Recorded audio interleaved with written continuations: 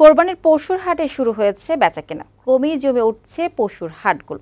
অনেকে খামার থেকে কিনছেন পছন্দের গরু, তবে অন্যান্য বছরের তুলনায় এবারে গরুর দাম বেশি বলে দাবি ক্রেতাদের। এদিকে ইজারাদারদের বিরুদ্ধেও টাকা বেশি নেওয়ার অভিযোগ আছে। সংবাদদাতাদের পাঠানো তথ্যচিত্রে কানিস নুসরাতের প্রতিবেদন। বিভিন্ন জেলায় জমে উঠেছে গরু ছাগলের হাট। উত্তরের জেলার নওগাঁ এবার ৩৮টি হাট বসেছে। ভিড় থাকলেও বিক্রি এখন তেমন বাড়েনি, তবে শিগগিরই বিক্রি বাড়বে বলে আশা খামারি ব্যবসায়ীদের। এবার দাম আগের তুলনায় বেশি বলে দাবি ক্রেতাদের।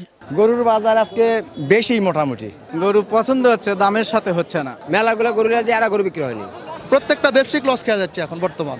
নির্ধারিত হারের চেয়ে বেশি হাসিল নিলে ইজারাদারদের বিরুদ্ধে প্রয়োজনীয় ব্যবস্থা নেওয়া হবে বলে জানিয়েছেন জেলা প্রশাসক। বিক্রেতা তাদেরকে আমি অনুরোধ করব যে কেউ যেন নির্ধারিত হারের থেকে অতিরিক্ত টোল না দেয়। কেউ যদি দাবি করে, যদি এরকম অপরাধের খবর পাই, আমরা সাথে সাথে ব্যবস্থা নেব।